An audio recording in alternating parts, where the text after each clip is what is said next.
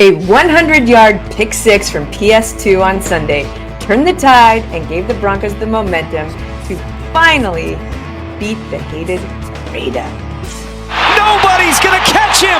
Surtain going all the way for a Denver touchdown! Showed up. Broncos country showed out, man. Come on, man. Best fan base in the league, you feel me? Hey, big dogs out here, man. We coming back at it. We got another one next week. Come on. Let's win, baby. Broncos country, 1977 style. I'm Lori Lattimore Volkman, and this is the Roundup. A very, very happy Roundup, too.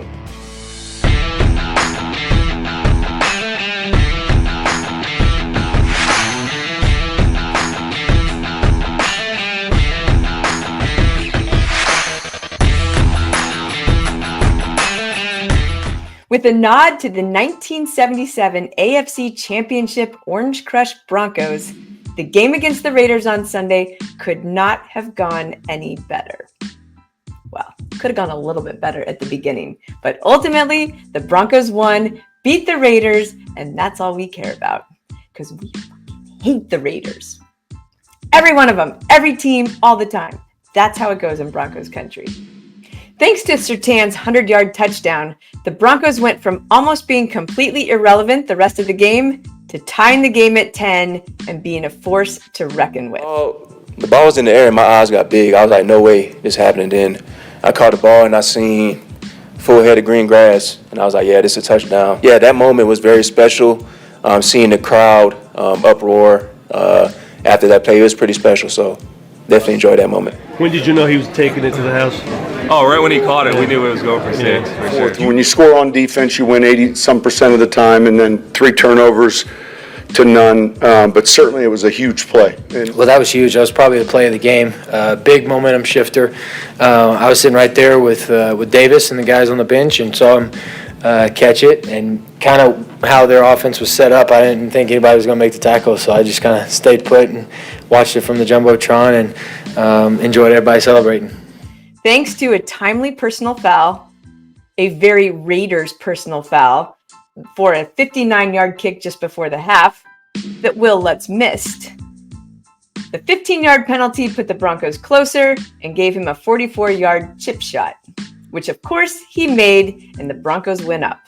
All the momentum in their favor. We felt like we needed that momentum moving forward. Obviously, we was in a situation where we had to capitalize on the opportunities we could get, and that situation there, I had to capitalize on that moment and make a play.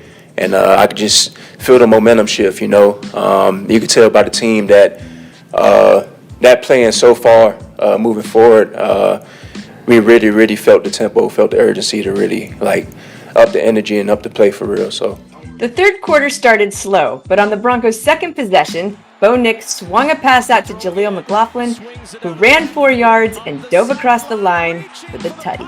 The offense added 2 more touchdowns, with a toe tapper to Josh Reynolds in the back of the end zone, and a Drew Brees-like touchdown across the line by Bo Nix. Head coach Sean Payton definitely liked the win at home. Yeah, I think it's a big deal to win at home. Look, any team that any of us have been a part of that has been any bit successful has played well in the division, has typically played well at home. We've got to capitalize on playing well here. The Raider thing or whatever, not so much, but we understand it's a division game, and it was an important game for us. And Nix liked his defense. You guys? Well, we got short fields. Another 2 interceptions in the second half set us up with great field position, and we just took what we had and we made the most of our opportunity there. When you get turnovers like that, it's important you score touchdowns, and we did that today. There was one little blip in the game in the second half when Bo Nix was very animated with his coach on the sideline following a 60-yard incompletion to former teammate Troy Franklin. While we don't know exactly what was going on, it appears that Nix flipped the script and didn't throw to who he was supposed to. Neither coach nor quarterback would say what was going on, but both agreed it was just 2 guys with competitive spirits wanting to win the game. There's still a little bit of Ferris Bueller in this player that we got to get rid of. All right, talking about Bo, and I love him to death. And And so sometimes it's my love language. All right? Can you say what it was about? No.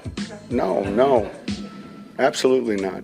Truthfully, Nick's answer was a lot better. Yeah, well, he turned and looked at me and said, "I love you," and I turned and said, "I love you back." Regardless, it was a big win in front of a raucous Mile High crowd against a hated rival for a series that has belonged to them for far too long. You can't beat that.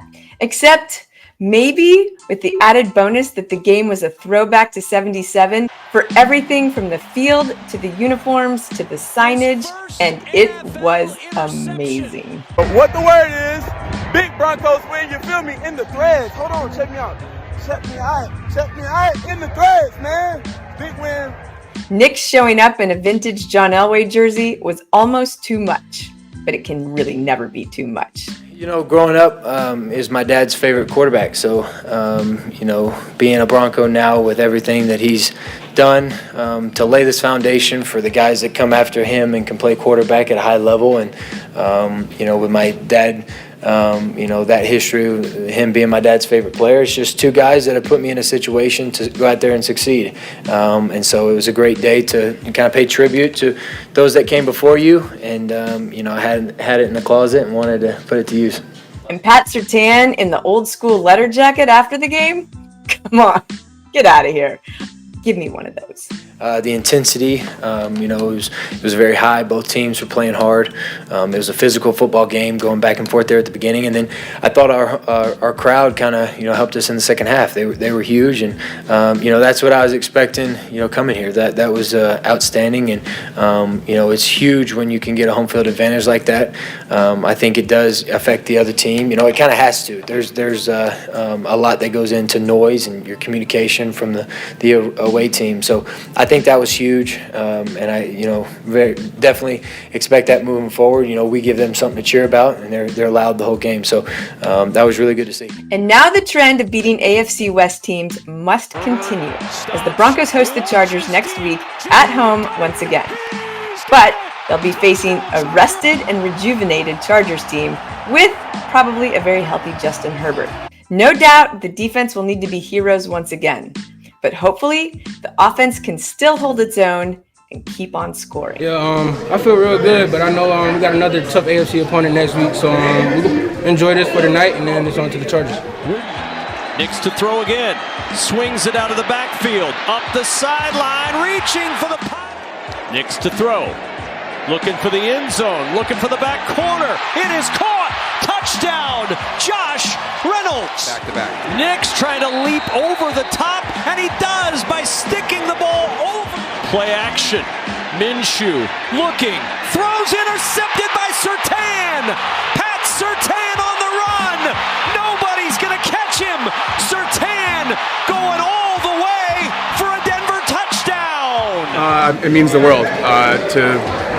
It's really fun to win on the road and silence crowds, but it's even more fun to be at home and to get our crowd really rumbling in there. That's what great teams do. They have to win at home. You did it, Broncos country. We fucking beat the Raiders. Woohoo! Club Dub is in the house. The rookie also got some great appreciation. No doubt the defense will need to...